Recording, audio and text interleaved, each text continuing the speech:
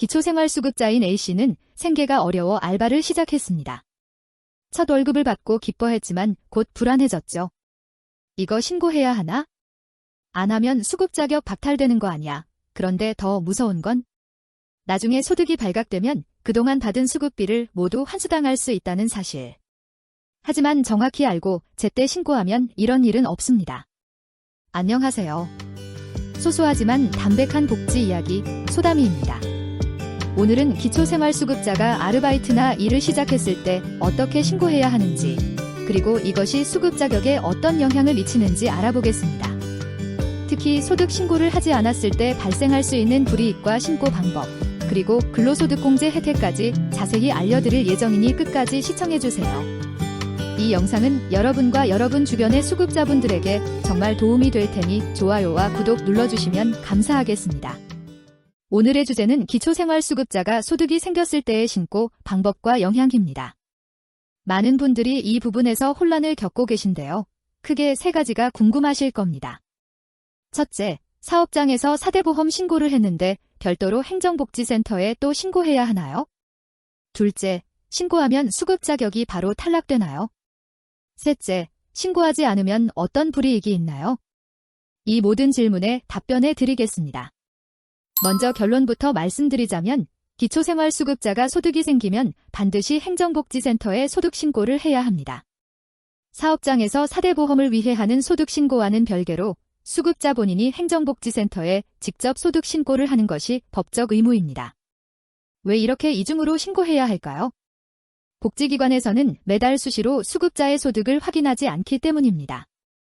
여러분이 사업장에서 일을 시작하면 국민연금공단이나 건강보험공단에 소득 정보가 등록되지만 이 정보가 복지기관에 즉시 전달되지는 않습니다.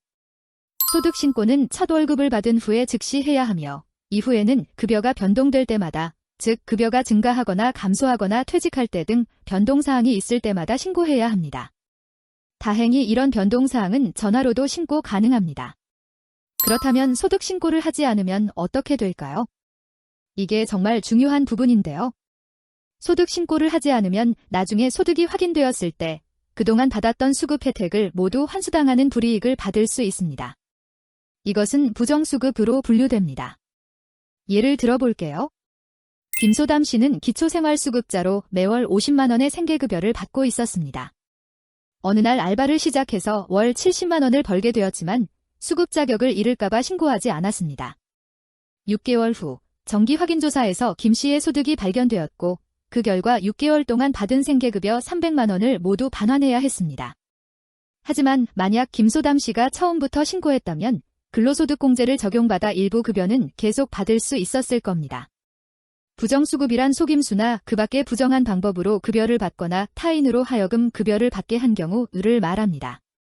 여기서 중요한 건 의도적으로 불법을 행하거나 상습적인 신고 누락 및 지연 신고로 부당하게 수급을 받는 경우도 포함된다는 점입니다. 특히 상습적인 신고 누락이란 확인조사 주기인 6개월 이상, 급여별일인 지급액 6개월분 이상인 경우로 볼 수 있습니다. 그럼 소득이 생기면 수급 자격이 바로 중지될까요? 이 부분에서 많은 분들이 오해하고 계십니다. 소득이 발생했다고 해서 바로 수급 자격이 중지되는 것은 아닙니다. 소득평가액이 선정 기준 이하라면 급여액만 조정되어 계속 수급 자격을 유지할 수 있습니다. 여기서 중요한 혜택이 있는데요. 바로 근로소득공제입니다. 근로를 통해 버는 소득의 일부는 소득평가액 계산에서 제외됩니다. 이는 수급자의 근로의욕을 높이고 자립을 돕기 위한 제도인데요.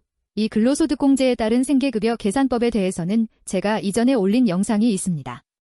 고정 댓글에 링크를 달아두었으니 근로소득공제가 실제로 어떻게 적용되고 수급 자격이 어떻게 변동되는지 더 자세히 알고 싶으신 분들은 꼭 그 영상도 참고해주세요.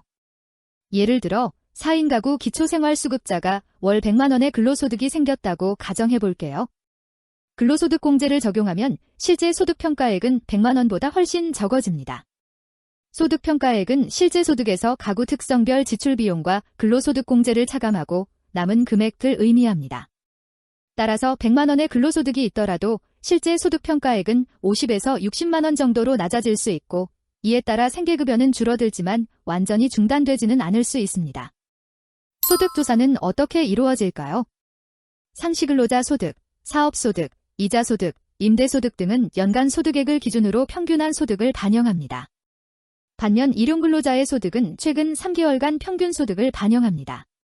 또한 자활근로소득이나 공공일자리 소득, 연금소득, 공적이전 소득 등은 전월 소득을 반영합니다. 실제 상황을 예로 들어보겠습니다. 박소담 씨는 4인 가족의 가장으로 기초생활수급자였습니다. 생계가 어려워 야간 알바를 시작해 월 80만 원의 소득이 생겼습니다.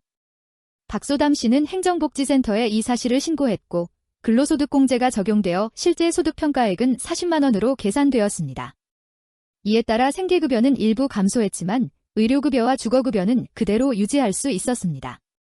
반면 이소담 씨는 비슷한 상황에서 소득신고를 하지 않았습니다.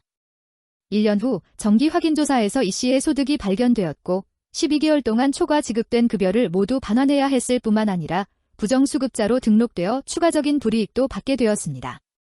여기서 알 수 있듯이 소득이 생겼을 때 솔직하게 신고하는 것이 장기적으로 훨씬 유리합니다. 적은 금액이라도 차세대 사회보장정보 시스템을 통해 언젠가는 확인된다는 점을 명심하세요. 오늘 알아본 내용을 정리해보겠습니다.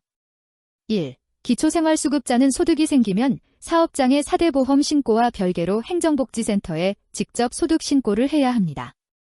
2. 첫 월급을 받은 후 즉시 신고하고 이후 급여 변동이 있을 때마다 신고해야 합니다. 3. 소득 신고를 하지 않으면 나중에 부정수급으로 간주되어 급여를 환수당할 수 있습니다. 4. 소득이 생겼다고 해서 수급 자격이 바로 탈락하는 것은 아니며 근로소득공제를 적용받으면 소득의 일부만 반영됩니다. 5. 정확한 혜택 유지 여부는 가구원 수, 재산 상황 등 본인의 상황에 따라 달라질 수 있으니 소득신고 시 담당 공무원에게 자세히 문의하세요. 기초생활보장제도는 어려운 상황에서 최소한의 생활을 보장하기 위한 것이지만 동시에 이를 통한 자립도 지원하고 있습니다. 소득이 생겼을 때 투명하게 신고하고 적절한 혜택을 받으면서 조금씩 자립의 기반을 다져나가시길 바랍니다. 그리고 다시 한번 말씀드리지만 근로소득공제에 따른 생계급여 계산법이나 수급자격 변동에 대해 더 자세히 알고 싶으신 분들은 고정 댓글에 있는 링크를 통해 이전 영상을 시청해주세요. 그 영상에서는 좀 더 구체적인 계산 방법과 사례를 통해 설명해드렸습니다. 이 영상이 도움이 되셨다면 좋아요와 구독 부탁드립니다. 여러분의 상황이나 경험도 댓글로 공유해주시면 다른 분들에게도 큰 도움이 될 것 같습니다. 다음 영상에서 더 유익한 복지 정보로 찾아뵙겠습니다. 소담이었습니다. 감사합니다.